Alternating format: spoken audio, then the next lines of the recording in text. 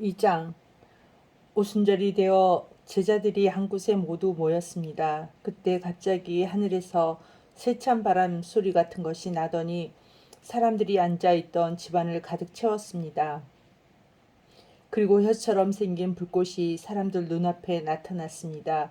그 불꽃은 여러 갈래로 갈라져 그곳에 모인 한 사람 한 사람 위에 머물렀습니다. 사람들은 다 성령으로 충만해졌습니다. 그리고는 성령께서 말하게 하시는 대로 자기들의 언어와 다른 외국어로 말하기 시작했습니다.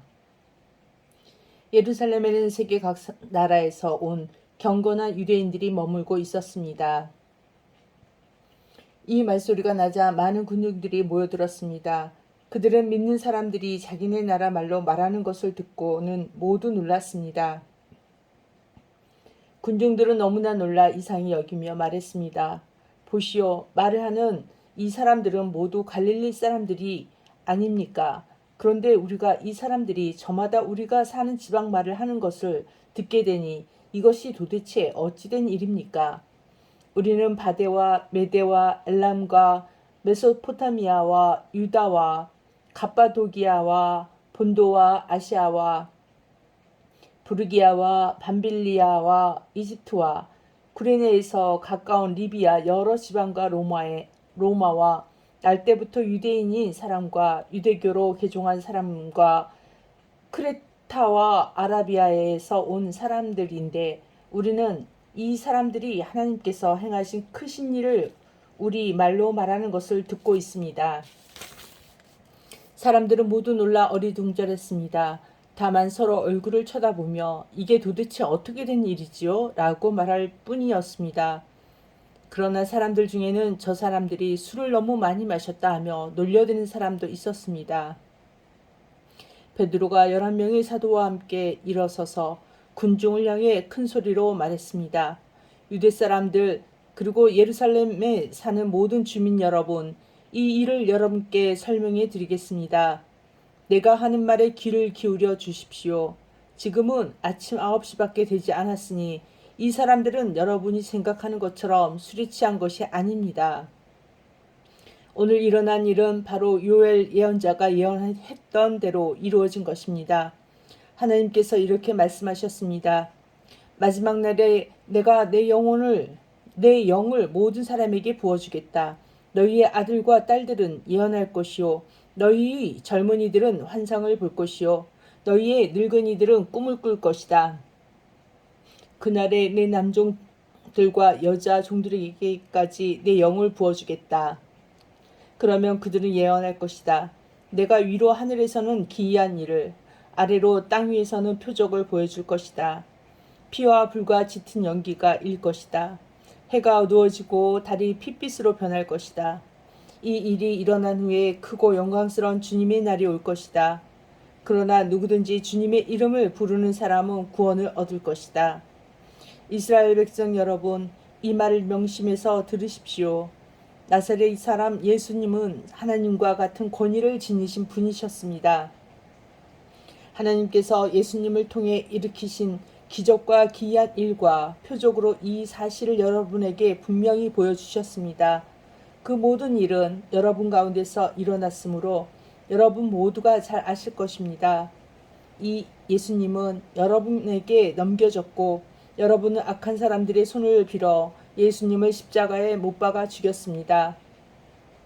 이 모든 일을 하나님께서는 이전부터 알고 계셨을 뿐만 아니라 여러분이 해간 일도 하나님께서 오래전에 세워놓으신 계획대로 된 것이었습니다. 하나님께서는 예수님을 다시 살리셨습니다. 죽음의 고통에서 그분을 풀어놓으셨습니다. 그것은 죽음이 예수님을 계속 붙잡아 둘 수 없었기 때문입니다. 다윗이 예수님을 가리켜 말한 것이 있습니다. 나는 내 앞에 계신 주님을 항상 뵙습니다. 주님께서 내 오른편에 계심으로 내겐 흔들림이 없습니다. 그러므로 내 마음을 기쁨으로 내 혀는 즐거움으로 가득 차 있습니다. 내 몸도 소망 속에 살 것입니다. 주님께서는 나를 무덤에 내버려 두지 않으시며 주님의 거룩한 분을 썩지 않게 하실 것입니다. 주님께서는 내게 생명의 길을 알려주셨습니다. 주님께서는 나와 함께 계시면서 내게 기쁨을 가득 채우실 것입니다. 형제 여러분, 나는 우리 조상 다윗에 대하여 여러분에게 자신 있게 말씀드릴 수 있습니다. 다윗은 죽어 땅에 묻혔으며 그의 무덤은 오늘날까지 우리 가운데 남아 있습니다. 하나님께서는 다윗에게 그의 자손 가운데 한 사람을 택하여 다윗의 보좌에 앉게 하실 것이라고 맹세하셨습니다. 다윗은 예언자여서 하나님께서 맹세로 약속하신 이 내용이 무엇을 가리키는지 잘 알고 있었습니다. 다윗은 이 내용을 미리 알고서 그리스도의 부활에 대해 이렇게 말했습니다. 그분은 무덤에 계속 머물러 있지 않았고 그분의 몸은 썩지 않았다. 이 말씀대로 하나님께서는 예수님을 다시 살리셨습니다. 우리 모두가 이 일의 증인입니다.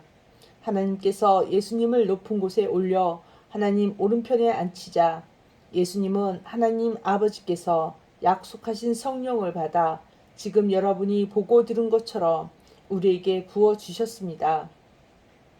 다윗은 하늘로 올라가 본 적은 없었지만 이렇게 말했습니다. 하나님께서 내 주님께 말씀하시기를 내 오른편에 앉아 있어라. 내가 내 원수들을 내 발 아래 둘 때까지. 그러므로 모든 이스라엘 백성이 분명히 알아야 할 것이 있습니다.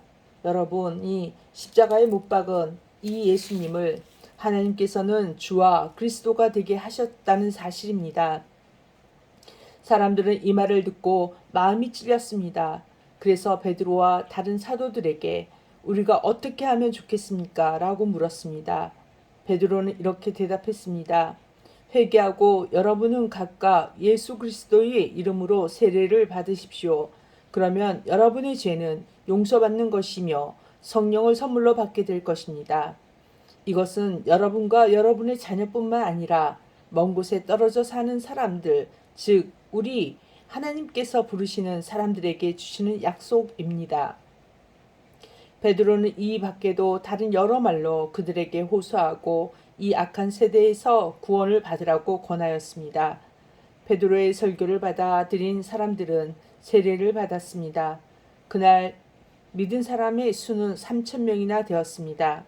사람들은 사도들의 가르침을 받으며 서로 교제하고 빵을 나누어 먹고 기도하는 일에 힘썼습니다. 사도들을 통해 많은 기적과 표적이 나타났습니다. 그러자 모든 사람들에게 두려운 마음이 생겼습니다. 믿는 사람들은 다 함께 모여 모든 물건을 공동으로 사용하며 살아갔습니다. 그들은 재산과 모든 소유를 팔아서 필요한 사람들에게 나누어 주었습니다. 그들은 날마다 한 마음으로 성전들에 모였습니다. 그리고 집집마다 돌아가며 함께 모여 기쁘고 순수한 마음으로 식사를 같이 하였습니다. 그들은 하나님을 찬양하였으며 모든 사람에게서 칭찬을 받았습니다. 주님께서는 구원받는 사람을 날마다 늘어나게 하셨습니다. 3장 어느 날 오후 3시 기도하는 시간이 되어 베드로와 요한이 성전으로 올라가고 있었습니다. 성전 문에는 태어날 때부터 걷지 못하는 사람이 앉아 있었습니다.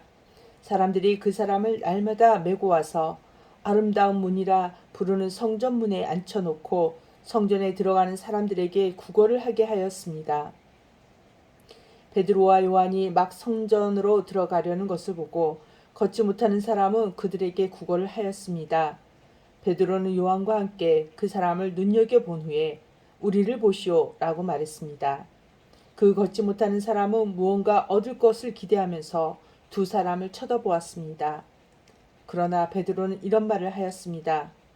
은과 금은 내게 없으나 내게 있는 것을 당신에게 주겠소. 나사렛 예수 그리스도의 이름으로 일어나 걸으시오. 이 말을 하면서 베드로는 그 사람의 오른손을 잡아 일으켜 세웠습니다. 그러자 그 사람의 다리와 발목에 힘이 생겼습니다. 그 걷지 못하던 사람이 벌떡 일어나 걷기 시작하였습니다. 그는 두 사람과 함께 성전으로 들어가 걷기도 하고 껑충껑충 뛰기도 하면서 하나님을 찬양하였습니다. 모든 사람이 걷지 못하던 사람이 걸어다니는 것과 하나님을 찬양하는 것을 보았습니다. 사람들은 그가 전부터 성전의 아름다운 문에 앉아 구걸하던 바로 그 사람이라는 것을 알고서 눈앞에서 벌어진 이 일로 인해 크게 놀라며 이상하게 생각했습니다. 그 사람은 베드로와 요한을 꼭 붙들고는 놓아주질 않았습니다. 사람들이 모두 놀라 베드로와 요한을 보러 솔로몬 행각이라는 부르는 곳으로 몰려들었습니다. 베드로가 이 사람들을 보고 말했습니다. 이스라엘 백성 여러분, 왜 이 일로 놀라십니까? 왜 그런 눈으로 우리를 보고 계십니까? 우리의 능력이나 우리의 경건함 때문에 이 사람이 걸을 수 있게 되었다고 생각하십니까? 우리 조상의 하나님이신 아브라함과 이삭과 야곱의 하나님께서 그분의 종이신 예수님을 영화롭게 하셨습니다. 여러분은 예수님을 넘겨주어 죽게 했습니다. 빌라도가 그분을 풀어 주자고 선고했을 때도 여러분은 빌라도 앞에서 그분을 부인했습니다. 여러분은 거룩하고 의로우신 예수님을 풀어주는 것을 반대하고 그 대신 살인자를 풀어달라고 요구했습니다. 마침내 여러분은 생명의 주님을 죽였습니다. 하지만 하나님께서는 그분을 죽은 자들 가운데서 살리셨습니다. 우리는 이 일의 증인입니다. 예수님의 이름을 믿는 믿음 때문에 여러분이 보고 아는 이 사람이 건강하게 되었습니다. 여러분 모두가 보시다시피 예수님의 이름과 그분을 믿는 믿음으로 이 사람이 완전한 치료를 받은 것입니다. 형제 여러분, 저는 여러분들이 여러분의 지도자들처럼 예수님이 어떤 분이신지 잘 알지 못하여 이런 일을 행했다는 것을 압니다.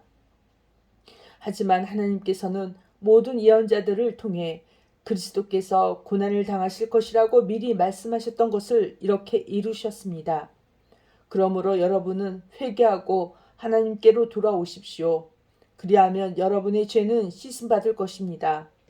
주님께서 주시는 새로운 때가 올 것입니다. 또 주님께서 여러분을 위해 미리 정하신 그리스도 예수를 보내주실 것입니다. 예수님은 하나님께서 오래전부터 그의 거룩한 예언자들을 통해 약속하신 대로 모든 것을 원래의 모습대로 시킬 때까지 하늘에 머물러 계셔야만 합니다. 모세가 전에 이런 말을 하였습니다.